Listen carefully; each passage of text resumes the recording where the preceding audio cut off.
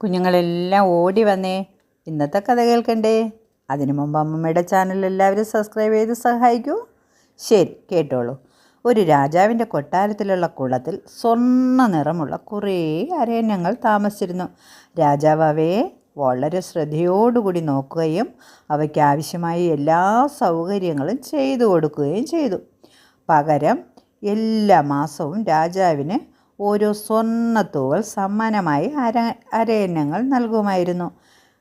ഒരു ദിവസം ആ പൊയ്കയിലേക്ക് സ്വർണ്ണ നിറത്തിലുള്ള ഒരു നീർപക്ഷി വന്നു. അതിൻ്റെ തൂവലുകൾ പൂർണ്ണമായും സ്വർണം കൊണ്ടുള്ളതായിരുന്നു. അവർ വിചാരിച്ചു, ഈ സ്വർണ്ണപ്പക്ഷി രാജാവിൻ്റെ ചങ്ങാതിയാകുമോ?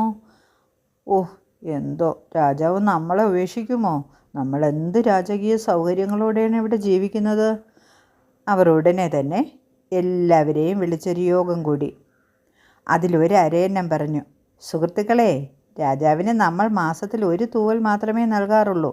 ഇവിടെ പുതിയതായി വന്ന പക്ഷിക്കാണെങ്കിൽ അതിൻ്റെ ബാക്കിയുള്ളവരെ കൂടി വിളിച്ചു വരുത്തി രാജാവിന് കൂടുതൽ തൂവലുകൾ കൊടുത്താൽ രാജാവിന് നമ്മളോടുള്ള സ്നേഹം കുറയും. കാരണം അതിൻ്റെ ശരീരം മുഴുവൻ സ്വർണ്ണ തൂവലുകളാണ്. അത് ബാക്കിയുള്ള അരയന്നങ്ങളും സമ്മതിച്ചു. ശരിയാണ്, നമുക്ക് എങ്ങനെയെങ്കിലും അതിനെ മാറ്റിവിടണം, അല്ലെങ്കിൽ നമ്മൾ ഒരു പ്രാധാന്യവും നമുക്ക് ലഭിക്കുകയില്ല. അവരെല്ലാവരുമായി സ്വർണ്ണപ്പക്ഷിയുടെ അടുത്ത് പോയി പറഞ്ഞു, ഇവിടുത്തെ രാജാവിന് ഞങ്ങളെ വളരെ ഇഷ്ടമാണ്. അദ്ദേഹത്തിൻ്റെ സംരക്ഷണയിലാണ് ഞങ്ങൾ സുരക്ഷിതരായി കഴിയുന്നതും. നീ എന്തിനാ ഇങ്ങോട്ട് വന്നത്? നീ നിൻ്റെ വംശവും വന്നാൽ രാജാവിന് ഞങ്ങളോടുള്ള ഇഷ്ടം തന്നെ കുറയും. അതിനാൽ നീ ഇവിടെ നിന്നും വേറൊരു കുളത്തിലേക്ക് മാറിപ്പോകണം. ഞങ്ങൾ നിൻ്റെ കുളത്തിലൊന്നും വന്നില്ലല്ലോ, പിന്നെ എന്തിനാ നീ ഞങ്ങളുടെ കുളത്തിൽ വന്നത്? എന്നാൽ ആ പക്ഷി ധൈര്യത്തോടെ പറഞ്ഞു, ഇല്ല, ഞാൻ എവിടെ നിന്നും പോകാൻ നിശ്ചയിച്ചിട്ടില്ല. നിങ്ങൾക്കൊരു ദോഷവും ഞാൻ ചെയ്യുകയുമില്ല. രാജാവ് എന്നെ ഇവിടുന്ന് മാറ്റുകയാണെങ്കിൽ മാത്രമേ ഞാൻ പോവുകയുള്ളൂ. അരയന്നങ്ങളും വിട്ടുകൊടുത്തില്ല. രണ്ടുപേരും തമ്മിൽ വലിയ തർക്കമായി. വഴക്കായി മാറിയ ഇത് രാജാവിൻ്റെ ഒരു സേവകൻ കണ്ടു. അവൻ രാജാവിനോട് പറഞ്ഞു, ഇതുപോലെ വേറൊരു സ്വർണ്ണപ്പക്ഷി വന്നുവെന്നും നമ്മുടെ അരയന്നങ്ങൾ അവരെ അവിടുന്ന് മാറിപ്പോകണമെന്ന് പറയുകയാണെന്നുമൊക്കെ ചെന്ന് രാജാവിനോട് വിവരം പറഞ്ഞു. ആഹാ, രാജാവ് പറഞ്ഞു, ഒരു അതിഥി വന്നപ്പോൾ സന്തോഷത്തോടെ സ്വീകരിക്കേണ്ടതിന് പകരം അവരുമായി കൊത്തുകൂടാൻ മാത്രം അരയന്നങ്ങൾ മഠയരായിപ്പോയോ? അവരെ നമുക്കൊരു പാഠം പഠിപ്പിക്കണം. അവരെ കുറച്ച് ദിവസത്തേക്ക് നമുക്ക് കൂട്ടിലടയ്ക്കാം.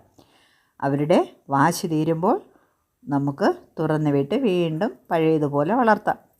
സേവകർ അരയന്നങ്ങളെ പിടിക്കാൻ കൂടുമായി വരുന്നത് ഒരു വയസ്സൻ അരയന്നം കണ്ടു. അത് മറ്റുള്ളവരോട് പറഞ്ഞു, നമ്മുടെ വഴക്ക് രാജസേവകർ കണ്ടു കേട്ടോ. നമ്മളെ കൂട്ടിലടയ്ക്കുന്നതിന് മുമ്പ് നമുക്കെന്ത് ചെയ്യണം? ഇവിടുന്ന് രക്ഷപ്പെടണം. അതുകൊണ്ട് എല്ലാ അരയന്നങ്ങളും ഒരുമിച്ച് പറന്നോളണം. ഇത് കേട്ട് അവർ വിചാരിച്ചു, ശരിയാണ്, നമുക്കെല്ലാം ഒരുമിച്ച് ഇവിടുന്ന് പറന്നു പോകാം. അപ്പോൾ എല്ലാവരുമായി എന്തോന്ന് ചെയ്തു? ഒരുമിച്ച് പറന്നുയർന്നു വേറൊരു കുളം തേടിപ്പോയി. പുതുതായി വന്ന പക്ഷിയുമായി സ്നേഹത്തോടെ കഴിഞ്ഞിരുന്നെങ്കിൽ അരയന്നങ്ങൾക്ക് രാജകീയ സൗകര്യങ്ങൾ നഷ്ടപ്പെടുമായിരുന്നോ? ഇല്ല അല്ലേ? ആ പക്ഷിയെ ഒഴിപ്പിക്കാൻ നോക്കി ആര് തന്നെ ഇവിടുന്ന് മാറേണ്ടി വന്നു? അരയന്നങ്ങൾക്കെല്ലാം മാറേണ്ടി വന്നില്ലേ? അപ്പോൾ നമ്മൾ എവിടെ പോയാലും ഒരുമയോട് ജീവിക്കണം. ഒരുമ തന്നെ പെരുമ എന്ന് കേട്ടിട്ടില്ലേ?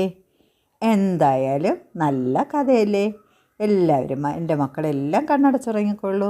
ബൈ.